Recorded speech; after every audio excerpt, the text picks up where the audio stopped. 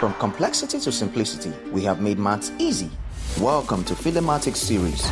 Subscribe now and let's make mathematics an exciting journey together.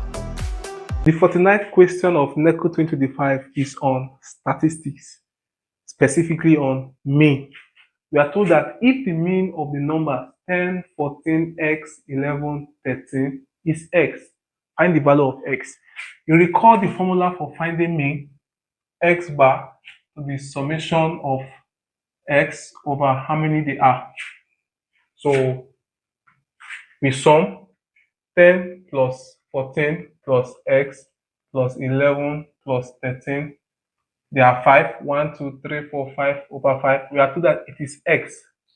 So cross multiply.